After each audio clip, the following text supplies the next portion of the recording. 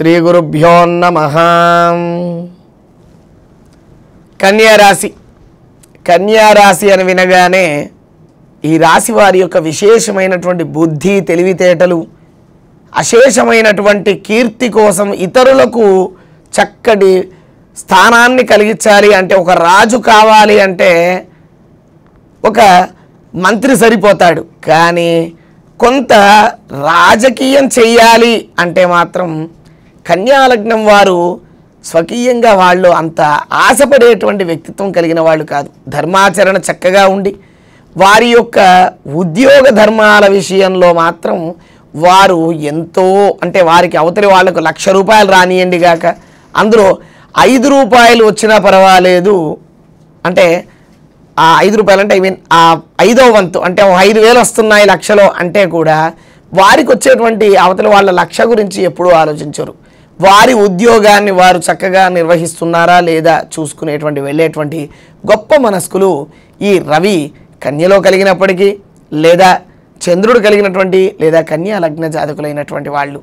కానీ వీరి శాంత స్వభావం నుంచి ఎప్పుడైతే బయటకు వస్తారో వారికి వచ్చేటువంటి కోపం మాత్రం అమితంగా ఉంటుంది.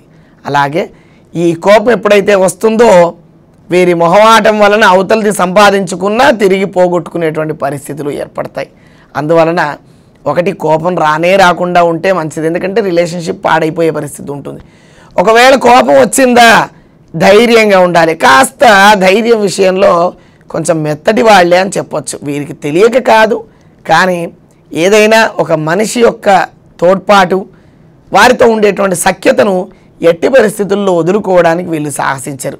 ఇది వీరికి ఉండేటువంటి ఒక ప్లస్ పాయింట్. కొన్ని చోట్లలో ఇదే వాళ్ళకి సంబంధించినటువంటి తీసివేత, అంటే మైనస్ పాయింట్గా కూడా చెప్పుకోవచ్చు. అందువలన ఈ జాతక చక్రం కలిగినటువంటి వాళ్ళల్లో ప్రధానంగా మనకు ఈ యొక్క రవి సంచారం తృతీయ నుంచి చతుర్థంలోకి వెళుతుంది.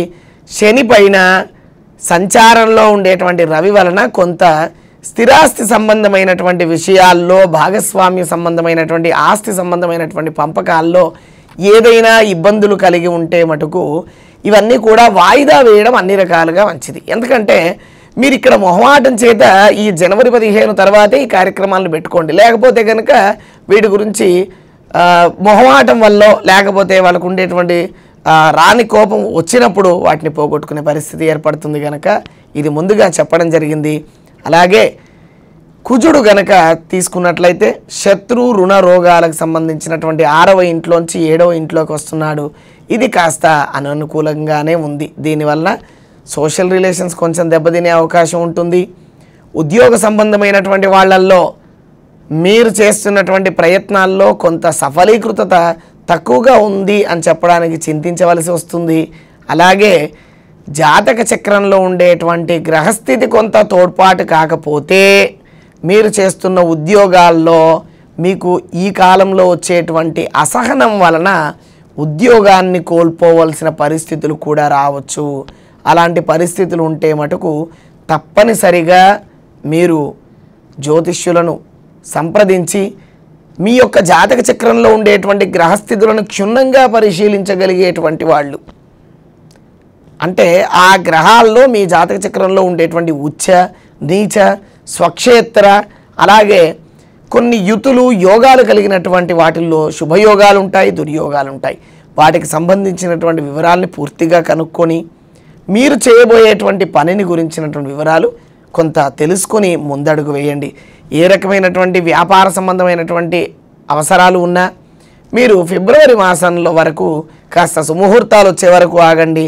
తప్పనిసరి అయిన పరిస్థితుల్లో కనీసం మీరు ఈ యొక్క జనవరి 16వ తారీఖు తర్వాత వరకు ఈ కార్యక్రమాల్ని వాయిదా వేసుకోవడం అన్ని రకాలుగా శుభత్వాన్ని ఇస్తుంది.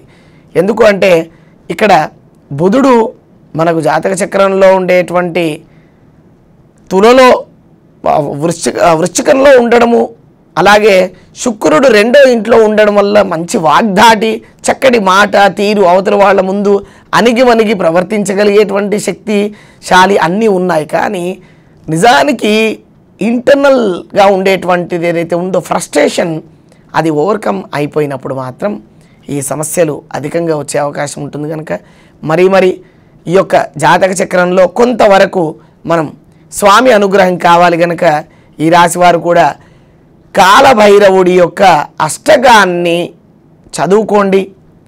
ప్రతినిత్యము కూడా చదువుకుంటే మంచిది.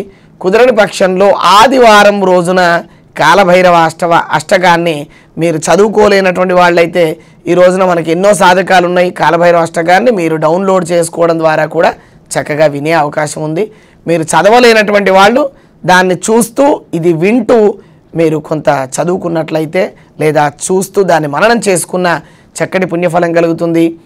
అలాగే దీపారాధన ఎవరైనా చేయదలుచుకుంటే కూడా ఈ ఆదివారాల్లో 8 దీపాలను 16 వత్తుల చేత నల్లటి కంచుల్లో మీరు గనక ఆదివారం రోజున వెలిగించడం మంచిది.